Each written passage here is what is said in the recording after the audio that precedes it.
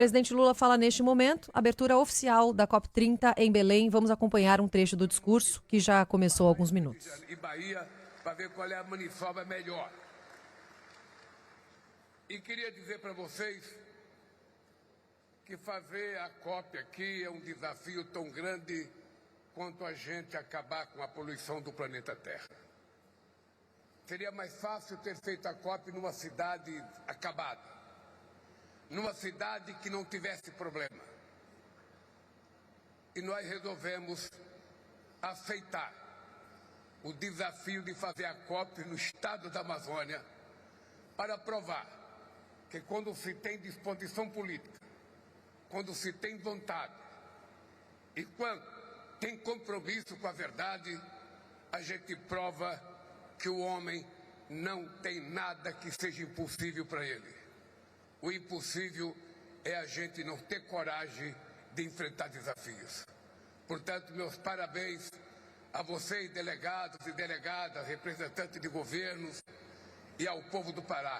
Parabéns por darem a todos nós essa lição de civilidade, essa lição, diria, de grandeza humana, provando que se os homens que fazem guerra estivesse aqui nesta COP, eles iriam perceber que é muito mais barato colocar 1,3 trilhão de dólares para a gente acabar com o problema que mata, do que colocar 2,7 trilhões de dólares para fazer guerra como fizeram no ano passado.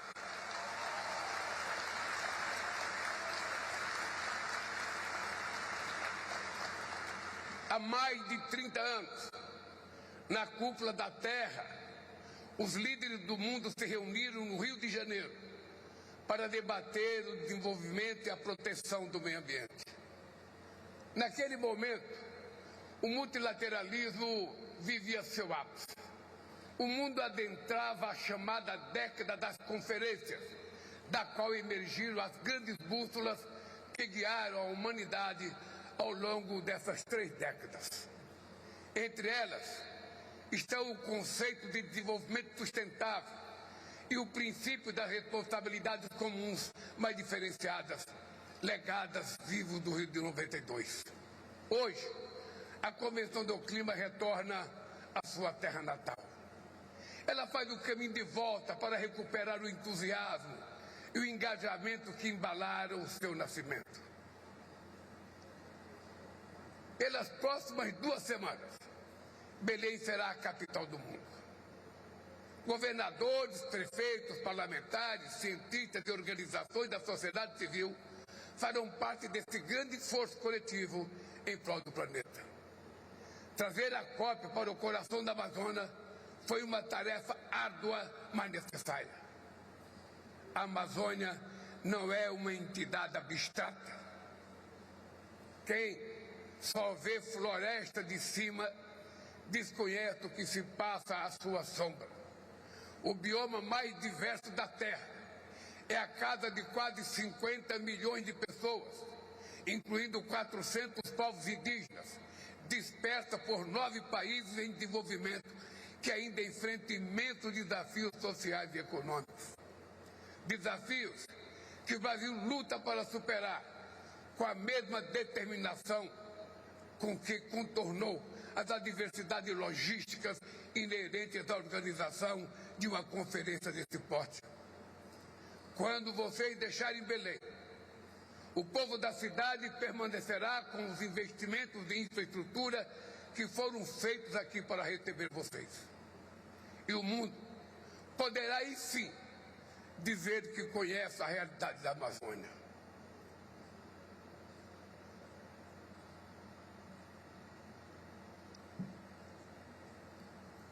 Nos dias que antecederam essa conferência, chefes de Estado e de governo, ministros de Estados, representantes de organizações internacionais e da sociedade civil se reuniram na cúpula de Belém pelo clima. Lançamos o Fundo de Florestas Tropicais para Sempre, um mecanismo inovador que angariou num só dia 5 bilhões e 500 milhões de dólares em anúncios de investimento. Adotamos compromissos coletivos sobre o manejo integrado do fogo, o direito à posse da terra por povos indígenas e tradicionais, a quadruplicação da produção de combustíveis sustentáveis, a criação de uma coalizão sobre o mercado de carbono e o alinhamento da ação climática ao combate à fome e à pobreza. E mais, é a luta contra o racismo ambiental. A cúpula de Belém foi o ponto de chegada de um caminho que o Brasil convidou a comunidade internacional a percorrer ao longo de suas presidências no G20 e nos BRICS. A síntese dos elementos que recolhemos dessa trajetória está contida no chamada ação que lançamos após a cúpula, o título de contribuição aos debates na COP e além dela. A mudança do clima já não é uma ameaça do futuro, é uma tragédia do presente. O furacão Melissa, que fustigou o Caribe, e o tornado que atingiu o estado do Paraná, no sul do Brasil, deixaram vítimas fatais e um rastro de destruições. Das secas e incêndios na África e na Europa, as enchentes na América do Sul e no Sudeste Asiático, o aumento da temperatura global espalha dor e sofrimento, especialmente entre as populações mais vulneráveis. A COP30 será a COP da verdade. Na era da desinformação, os obscurantistas rejeitam não só as evidências da ciência, mas também os progressos do multilateralismo. Eles controlam algoritmos, semeiam o ódio, espalham o medo, atacam as instituições, a ciência e as universidades. É momento de impor uma nova derrota aos negacionistas.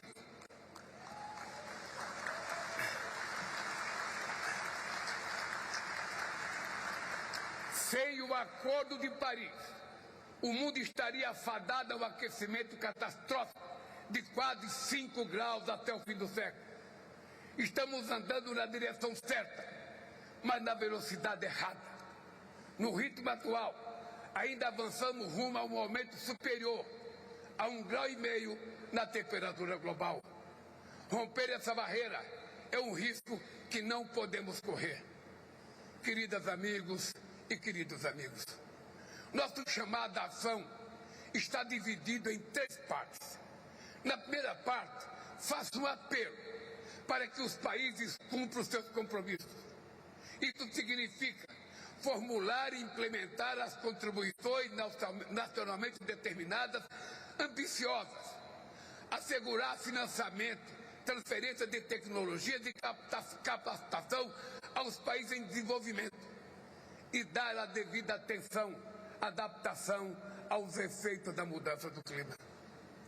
Na segunda parte, conclamo os líderes mundiais a acelerar a ação climática. Precisamos do mapa do caminho para que a humanidade, de forma justa e planejada, supere a dependência dos combustíveis fósseis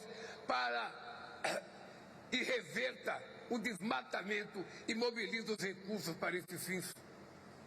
Avançar requer uma governança global mais robusta, capaz de assegurar que as palavras se traduzam em ações. A proposta de criação de um Conselho do Clima, vinculado à Assembleia Geral da ONU, é uma forma de dar a esse desafio a estatura política que ele merece. Na terceira parte, convoca a comunidade internacional a colocar as pessoas no centro da agenda climática. O aquecimento global pode empurrar milhões de pessoas para a fome e a pobreza, fazendo retroceder décadas de avanço.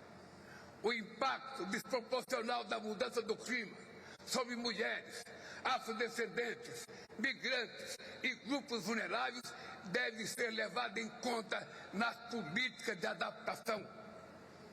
É fundamental reconhecer o papel dos territórios indígenas e de comunidades tradicionais nos esforços da mitigação. No Brasil, 13% do território são áreas demarcadas para os povos indígenas. Talvez ainda seja pouco. Uma transição justa precisa contribuir para reduzir as assimetrias entre o norte e o sul global, forjada sob séculos de emissões.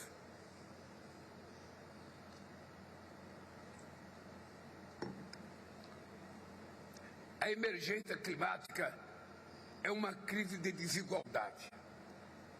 Ela expõe e exacerba o que já é inaceitável. Ela aprofunda a lógica perversa que define quem é digno de viver e quem é digno de morrer. Mudar pela escolha nos dá chance de um futuro que não é ditado pela tragédia. O desalento não pode extinguir as esperanças da juventude. Devemos aos nossos filhos, aos nossos netos, a oportunidade de viver em uma terra onde seja possível sonhar. O xamã Yanomami, Davi Copenaua, diz que o pensamento na cidade é obscuro e esfumaçado, obstruído pelo ronco dos carros e pelo ruído das máquinas. Eu espero que a serenidade da floresta inspire em todos nós a clareza de pensamento necessária para ver o que precisa ser feito. Uma boa COP e muito obrigado.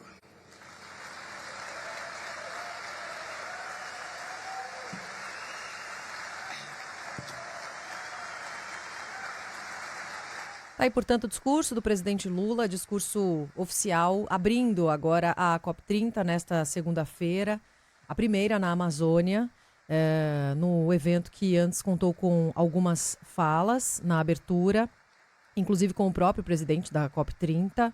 A gente vai seguir acompanhando tudo que vai rolando por lá. Isabela Mota volta já já também à nossa programação com termômetro das autoridades, das falas, dos encontros e da agenda também para essa abertura oficial da COP30.